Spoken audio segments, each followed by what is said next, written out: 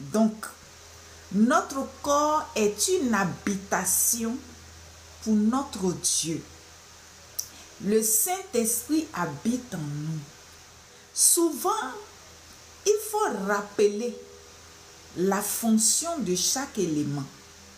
Et ce matin, le Saint-Esprit voudrait que je puisse t'enseigner cela. Pour que tu saches que, pour que tu aies un corps bien portant, un corps régénéré, renouvelé, un corps qui a envie de vivre, il faut lui montrer quelle est sa fonction. Tu dois parler à toi-même, tu dois parler à ton être. Parce que ton être est sur cette terre pour une mission. La mission de ton corps, c'est de porter Jésus-Christ. Parce que Jésus a besoin d'aller à ton service, d'aller dans ton champ, d'aller à ton marché, au supermarché. Jésus a besoin de bouger. Et si tu portes Jésus, tu ne dois pas rester bloqué. Mais est-ce que le corps sait? Tu dois maintenant, à partir de maintenant, tu dois commencer à parler à ton corps. Je te parle de la partie corps là. Je te parle de la partie corps, les briques qui constituent le corps, le temple de Dieu. On peut aller même jusqu'au niveau de l'âme, mais je voudrais qu'on reste d'abord au niveau du corps physique. Ce corps qui porte les os, qui porte le cerveau, ce corps qui voit le sang circuler, tout ça c'est le corps. Les os, le sang, les veines, les nerfs, les organes, tout, la peau, les cheveux, les yeux, les dents, le nez, les oreilles, tout ça c'est notre corps. Et si on ne lui montre pas ce pourquoi il est sur terre, puisque sa fonction c'est de porter, la mission de notre corps sur terre c'est de porter. Donc son travail c'est comme un camion qui porte, qui transporte des éléments. Et notre corps doit transporter Dieu. Notre corps doit transporter l'Esprit de Dieu. Et notre corps doit transporter notre âme, notre esprit. Et aussi l'Esprit de Dieu en nous. Mais si nous oublions de lui rappeler sa fonction, puisque quand nous sommes nés, nous avons été déformés par tout ce que nous avons vécu. Sur le chemin, nous avons croisé, depuis le premier jour même, quand nous sommes venus au monde, ceux qui sont venus nous rencontrer ou bien nous voir, soit à l'hôpital ou à la maison, ces personnes-là déjà dans leur causerie ont commencé à influencer déjà notre corps. Si tes parents avec les visiteurs ont causé de la vie chère, ont causé des difficultés que rencontre ce monde, tout ça commence déjà à t'influencer. Et ces choses-là commencent à formater ton être. Et ton être commence à s'habituer à une nouvelle vie dans la négativité. Or, toi tu viens tout fraîchement du ciel. Toi tu viens tout fraîchement esprit. Mais dès l'instant où tu es rentré dans le sein maternel, l'atmosphère de l'extérieur, l'atmosphère de la terre commence déjà à t'impacter. Donc, il y a des formations. Du coup, le corps que tu as pris pour venir sur terre, pour porter ton âme, pour porter ton esprit et porter Dieu, ce corps-là commence à comprendre aussi que on peut porter la maladie, on peut porter les soucis, on peut porter les ténèbres, on peut porter les démons, on peut porter les esprits mauvais, on peut porter les malédictions. Pourquoi? Parce qu'il y a des informations terrestres qui commencent à venir sur ce corps depuis le ventre de la maman jusqu'à l'enfant naît. L'enfant va avoir 1 an, 5 ans, 10 ans, 18 ans, 20 ans, 50 ans, ainsi de suite. Et toutes ces informations terrestres-là affectent le corps. Donc, de temps en temps, tu as besoin du nettoyage. Tu as besoin de nettoyer le corps physique. C'est vrai, Tu vas me dire que mais le corps, on se lave, on prend souvent des médicaments, on prend même des compléments, on fait tout pour être en bonne santé. Mais il faut nettoyer le corps aussi avec la parole. Tu dois nettoyer ton corps avec la parole et tu dois lui rappeler sa mission initiale. Sa mission, ce pourquoi elle est sur la terre. Ton corps est sur la terre pour porter ton âme, pour porter ton esprit, pour porter Dieu. Donc, les matins, quand tu te lèves, il faut lui dire, mon corps, est-ce que tu sais que cette belle journée que Dieu nous donne, tu dois dignement porter Dieu. Et si tu sais que tu dois dignement porter Dieu, tu dois savoir aussi que tu n'es pas un camion de poubelles pour porter les poubelles de l'enfer. Tu n'es pas sur cette terre pour porter les saletés de l'enfer. Tu n'es pas sur cette terre pour porter les marchandises de stockage dans le magasin du diable. Tu n'es pas sur cette terre pour porter la malédiction. Tu n'es pas sur cette terre pour porter la mort.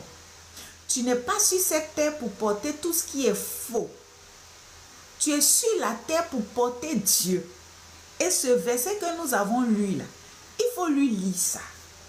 Parce que ton corps ne sait pas, alors que ton corps vit. Et ce qui fait que ton corps s'ouvre pour recevoir la maladie, pour recevoir les poisons, pour recevoir la malédiction, pour recevoir les démons. Puisque, regardez un peu la manière dont Dieu nous a constitués. Notre corps reçoit beaucoup de choses. Si vous voyez la nature spirituelle du corps, c'est trop fort. Regardez un peu. Quand un corps commence à porter la méchanceté des ténèbres, ce corps-là, un jour Jésus prêchait dans le temple et il y a une personne qui portait un démon. Une personne portait un démon et le poids de ce démon-là se voyait physiquement sur cette personne au point où la personne était courbée. Donc, le corps a porté un démon et le démon l'a courbé. Pourquoi? Parce que cet homme n'a pas appris à son corps que sur terre ici, tu es venu pour porter Dieu. Tu es venu pour porter le Saint-Esprit. Tu es venu pour porter Jésus-Christ. Tu es venu pour accomplir la mission de Jésus-Christ sur terre. Donc, puisque le corps a une fonction de porteur, donc, tout ce qui vient, le corps prend. Il faut amener ton corps à refuser des bagages, à trier des bagages, à ne pas accepter de porter n'importe quoi. Et il faut dire à ton corps que sa position de porteur de Dieu fait de lui un temple glorieux. Ce n'est pas n'importe quel temple. Ce n'est pas parce que nous sommes une maison qu'on est n'importe quelle maison. Ton corps n'est pas n'importe quelle maison. Ok, je te dis et puis tu écris même pour moi. C'est le 1 Corinthiens 6, le verset 19. Voilà, tu peux aussi écrire dans un message. Aujourd'hui, là, les écritures sont très petits, donc. J'espère que j'ai... Maman, quel verset? Ah oui, 1 Corinthiens 6, le verset 19.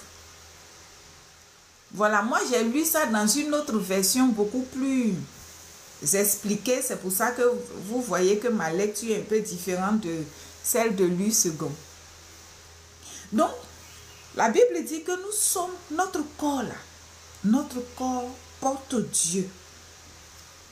Tu dois signifier cela à ton corps pour que ton corps sache que il n'est pas n'importe quelle maison. Sur cette terre-là, on a des maisons, on a des types de maisons qui nous enseignent pour que nous sachions quel type de maison nous sommes. Nous là, nous qui sommes des enfants de Dieu, nous sommes une maison glorieuse. Nous sommes une maison à la dimension de palais royal. Nous ne sommes pas une maison de cabane, une maison façon. Non, non, non, non, non, non, non. Donc, ton corps doit savoir cela. Et si tu es une maison de palais royal, regardez un peu. Si tout de suite on va dans le pays où tu te trouves et on se rend à la présidence, je crois qu'il y a des choses que tu vas voir là-bas.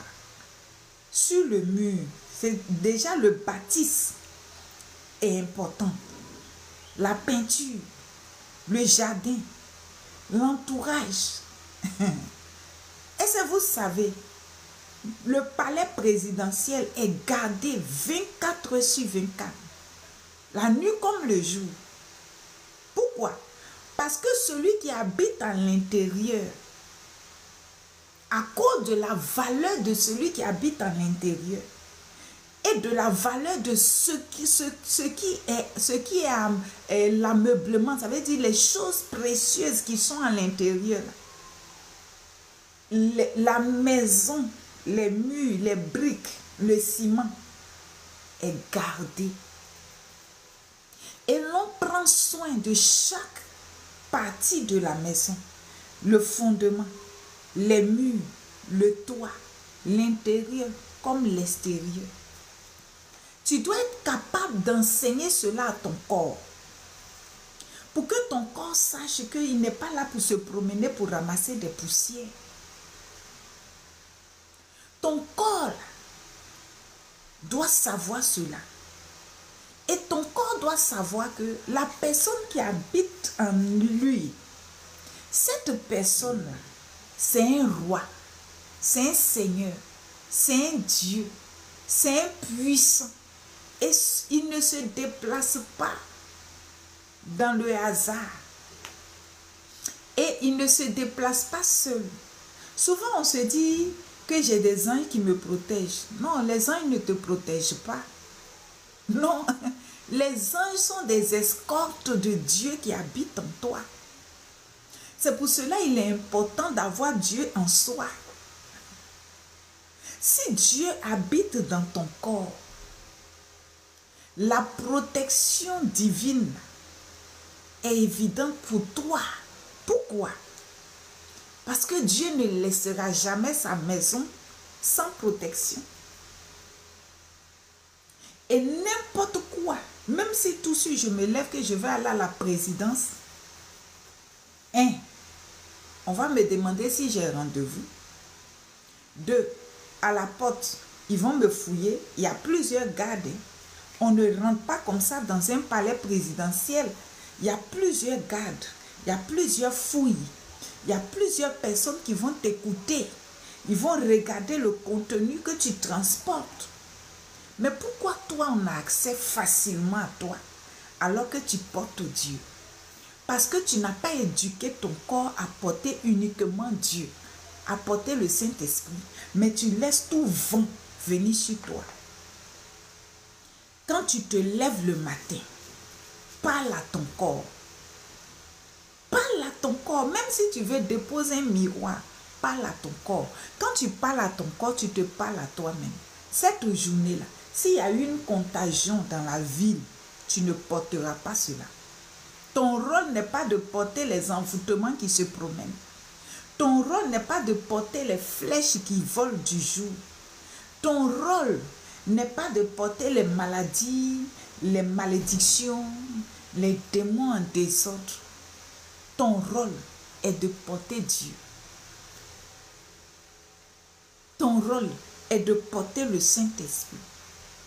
Ton rôle n'est pas d'avoir des blessures sur le corps. Est-ce que le temple de Dieu est gratté quelque part? La Bible parle d'un temple terrestre qui représente le temple de Dieu. Et la Bible dit le temple de Salomon était dans toute sa gloire.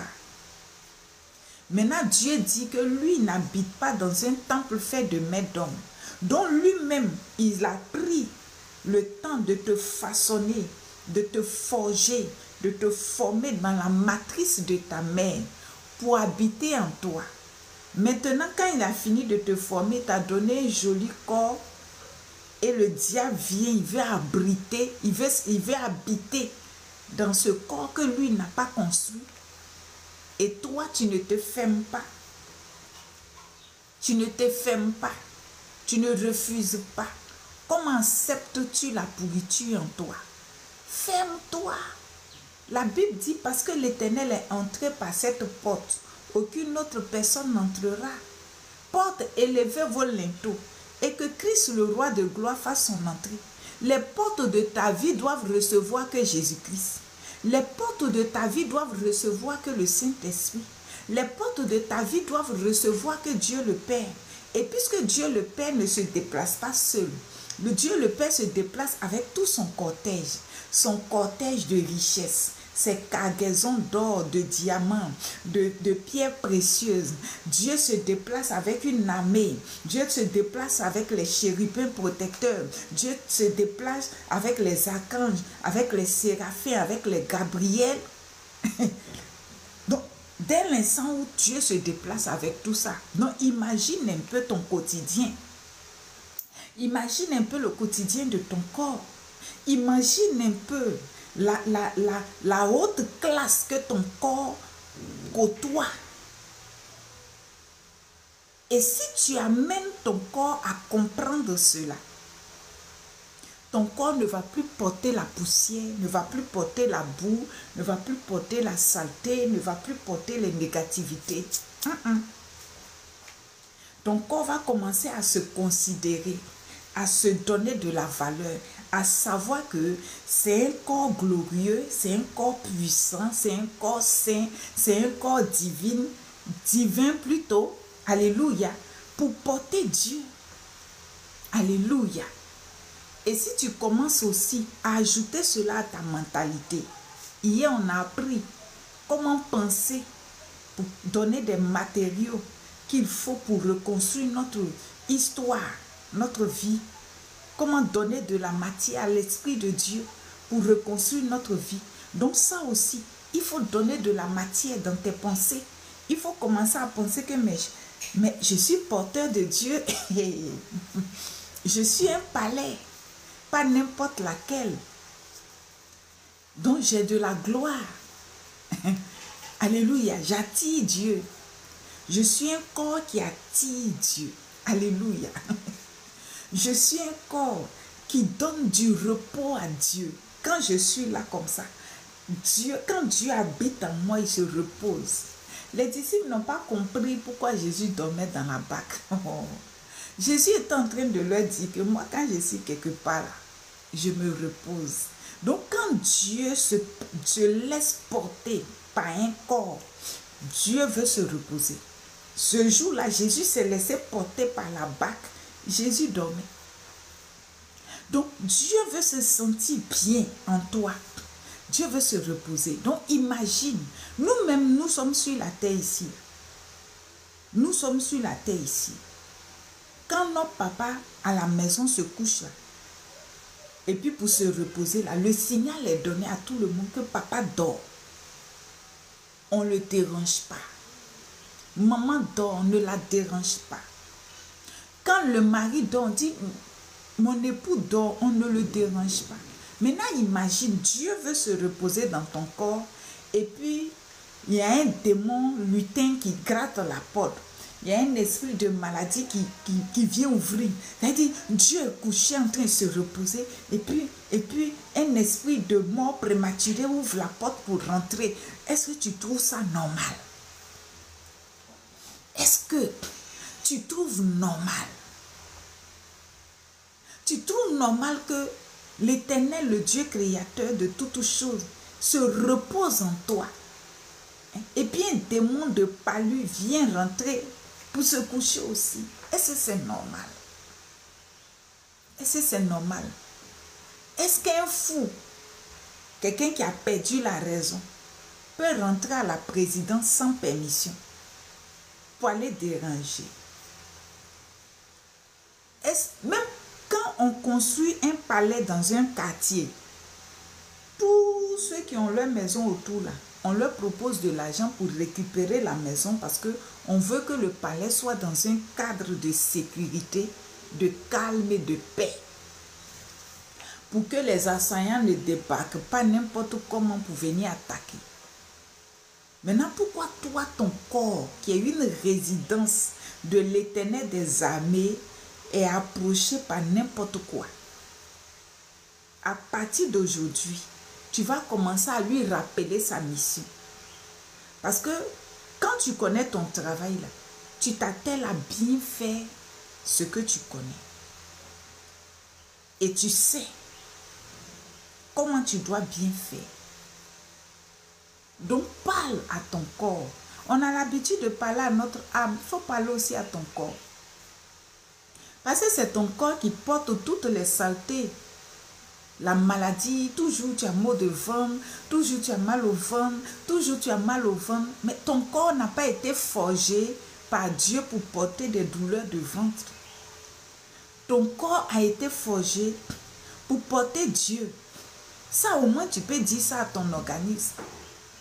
Tu peux dire ça aux organes de ton corps que vous êtes là, votre travail, c'est de porter Dieu. Et de porter mon âme, de porter mon esprit. C'est pour ça que Dieu a forgé un corps. Sinon, Dieu avait déjà créé Adam dans l'éternité passée en tant qu'esprit. Mais dans ce monde-là, on a besoin de la matière. Donc Dieu est venu former un organisme. Et quand Dieu a fini de former, il a introduit l'esprit d'Adam, dont le corps porte ton esprit. Mais un corps malade, quand le corps est fatigué, l'esprit se retire. Et ça, il faut le savoir. Si vous voyez quelqu'un qui est malade, là, souvent, la personne ne meurt pas parce que l'esprit est fatigué. Mais le corps, une fois le corps est fatigué, quand le corps ne peut plus se régénérer, notre corps, là, quand le corps ne peut plus se régénérer, l'esprit se retire et l'âme se sépare. Donc le corps a une fonction vitale pour l'existence de ton être. Donc ton corps là, si ton corps doit porter toutes les autres entités de la terre, qu'est-ce que tu vas devenir? Qu'est-ce que tu vas devenir? Si ton corps doit porter, regarde le fou de Gadara, son corps porte tous les démons de la région. Regardez où il habitait au cimetière. Il habitait au cimetière. Pourquoi? Parce que son corps porte tous les démons de la ville. Alors que Dieu, il est unique. La place là, c'est pour Dieu. Donc si tu laisses ton corps porter toutes les saletés de l'enfer, toutes les saletés de ce monde, tu vas vite mourir. Donc il faut commencer à refuser. Fais un nettoyage. Parle à tous les organes de ton corps. Parle à tes yeux. Parle à ta bouche, à ton nez, à tes oreilles, à ton cerveau. Parle à ton cou, à ton squelette, à tes mains, à tes pieds, à ton sang, aux veines qui transportent ton sang. Parle à tes reins. Parle-leur que votre fonction, là, votre travail, c'est comme, regardez un peu un navire. Regardez un peu un navire. Il y a des éléments dans le navire qui fonctionnent, qui travaillent sur eux-mêmes 24 heures sur 24 pour que le navire puisse fonctionner. Regardez une voiture. Il y a des éléments dans la voiture qui travaillent pour la bonne suivi de la voiture. Et si un élément est défaillant, la voiture est en panne. Donc, la voiture, tous les éléments travaillent ensemble pour que la voiture soit capable de porter son propriétaire qu'il a acheté ou bien qu'il a créé. Donc, dès l'instant où un élément est en défaillance, la voiture n'est plus en capacité de porter celui qui l'a créé, l'a fabriqué.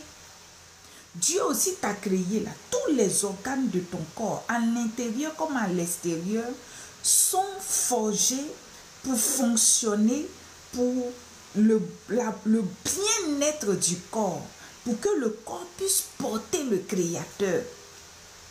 Donc, tu dois leur rappeler leur fonction. Leur fonction n'est pas de tomber malade. Quand Dieu nous a créé, même les médicaments que Dieu a permis que les gens soient intelligents pour créer, là, les médicaments ne viennent pas pour nous soigner. les médicaments viennent redonner la force aux organes de notre corps pour se régénérer. Donc, le corps ne doit pas être défaillant. Le corps doit se régénérer. Tous les organes doivent se régénérer. Chacun doit jouer son rôle pour que le corps puisse porter Dieu.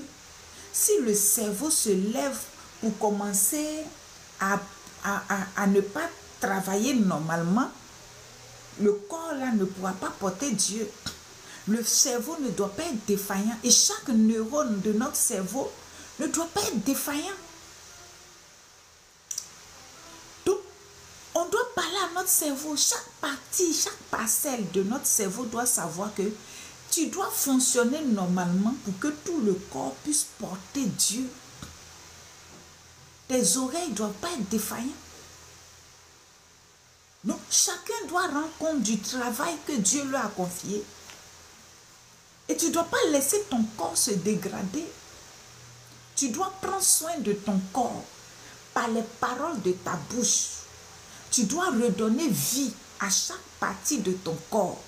Tu dois redonner vie à chaque partie de ton âme. Tu dois redonner vie à chaque partie de ton esprit. C'est comme ça. En faisant ça, je suis en train de te parler de comment on se reconstruit. Et c'est tout ça là, la vie spirituelle du croyant. La vie spirituelle du croyant. Parce que dès l'instant où le corps est défaillant, tu retournes à la poussière. Maintenant, qui va porter Dieu sur